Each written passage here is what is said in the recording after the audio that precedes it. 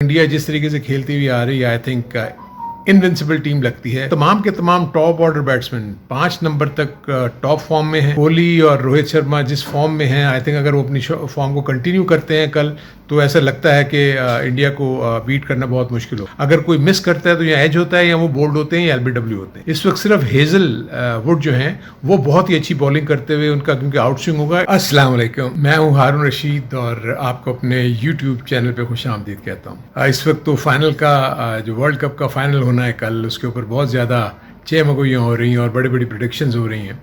हर एक अपने अपने अंदाज में इसको देख रहा है और अपनी अपनी राय का इजहार कर रहा है। तो मैं जरा थोड़े से टेक्निकल और टेक्निकल एस्पेक्ट्स को भी देख लूँ कि किस तरीके से दोनों टीमें पैन आउट करेंगी कल।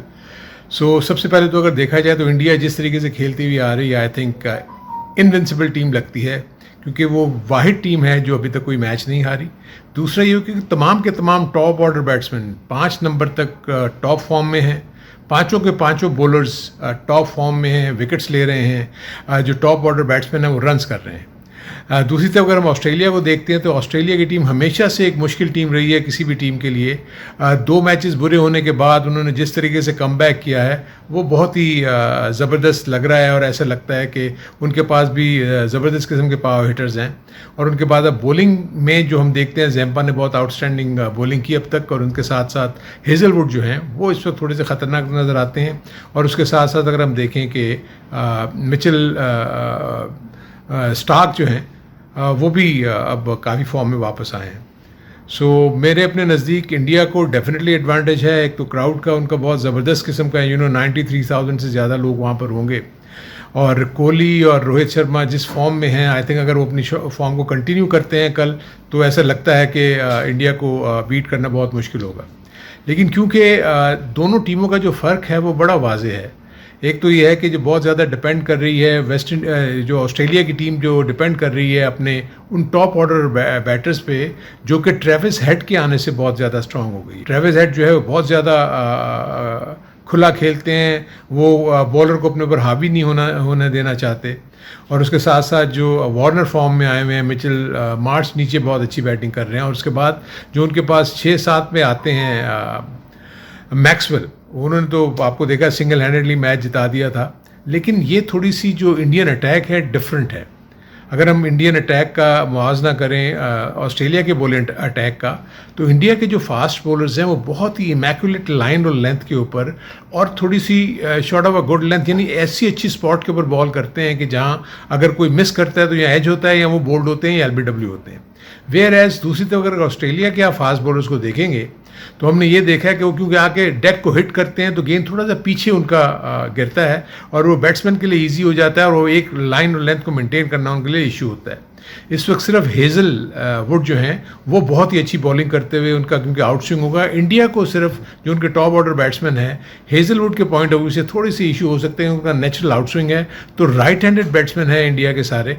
वो अर्ली स्टेजेस पे अगर क्योंकि रोहित शर्मा तो बहुत चार्ज करते हैं बॉलिंग के ऊपर, वो उनको संभल के देखना होगा।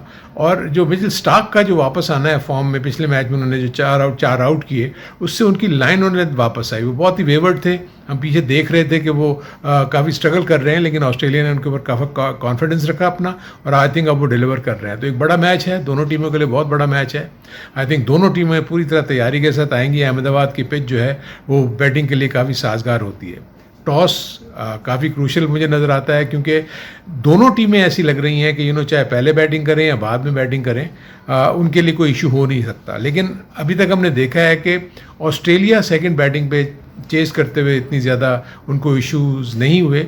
वेयरएज एक आध जगह पे हमने देखा इंडिया थोड़ी सी उनको प्रॉब्लम आई, लेकिन स्टिल उनके पास जो बैटिंग डीप है, जडेजा नंबर 7 पे बैटिंग करने आते हैं, तो उनके पास अच्छी खासी बैटिंग है। मेरे अपने नज़दीक एक अच्छा मैच देखने को मिलेगा। मैं तो being an home country India को ज़रूर इस चीज़ का मैं क्वेश्चन दूंगा कि चांसेस हैं उनके जीतने के लिए। लेकिन ऑस्ट्रेलिया आपको पता है कि वो कभी भी हिम्मत नहीं हारती। उनकी जो आपने सिंगल हैंडेडली जो वो अफ़गानिस्तान के ख़िलाफ़ एक मैच जो जीता मैक्सवेल की, उसमें बहुत ज़बरदस्त जो परफॉर्मेंसेस थी वो आपने देख ली कि क्या उन्होंने बैटिंग की और सिंगल हैंडेडली वो डबल सेंचुरी करके अपनी टीम को मैच जिता गए। थोड़ा टेंस डेफिनेटली होगी इंडिया की टीम, क्योंकि होम क्राउड उनका जो है उसके सामने खेलना है, और सबकी नज़रें यही हैं और एक्सपेक्ट कर रहे हैं कि इंडिया ही जीतेगा। और इस वक्त तो सारे लोग भी यही कह रहे हैं कि फेवरेट जो है वो इंडिया ही है। लेकिन मैं समहाउ और द अदर फील करता हूँ कि आप ऑस्ट्रेलिया को ये नहीं कह सकते कि वो बिल्कुल ही आप उनको एकदम से आउट क्लास कर देंगे, क्योंकि ऑस्ट्रेलिया आप देखेंगे उनके टेल एंडर्स भी आखिर वक्त तक अपने मैचेस को जिता के ले जाते हैं। कैप्टन उनका बहुत ही अच्छी बैटिंग कर रहा है, इवन नीचे उनकी जब बैटिंग आती है तो अगर 20 से 25 और 40 से 50 रन भी अगर करने हो तो वो कर जाते हैं। लेकिन क्योंकि स्ट्राइकिंग रेट जो इंडिया के बॉलर्स का है वो ही आउटस्टैंडिंग है। आई थिंक शामी ने इस वक्त जिस तरीके से बॉलिंग की है इस पूरे वर्ल्ड कप में, वो बिल्कुल थ्रेट होंगे ऑस्ट्रेलिया के बैट्समैन के लिए।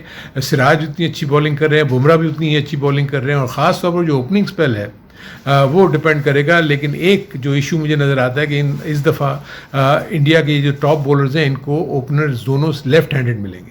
उनको कितनी जल्दी ये अडॉप्ट करते हैं, कहाँ वो अपनी बॉलिंग की लाइन को लेकर आते हैं। अगर उनको सी मोड मिलता है, पहले बॉलिंग करते हैं तो उनका क्या लाइन ऑफ अटैक होगा, और जब सेकंड टाइम बैटिंग करते हैं बॉलिंग करते हैं तो क्या लाइन ऑफ अटैक होगा।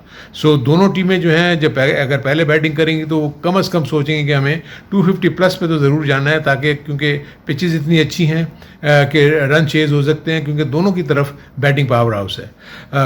रोहित शर्मा, शुभमन गिल, विराट कोहली, उसके बाद श्रेयस अय्यर, और उसके बाद अगर आप देखें तो नीचे और जितने भी बैट्समैन आते हैं, राहुल बहुत ही ज़बरदस्त बैटिंग कर रहे हैं, सूर्य कुमार यादव अभी तक बहुत ज़्यादा उनको बैटिंग नहीं मिली।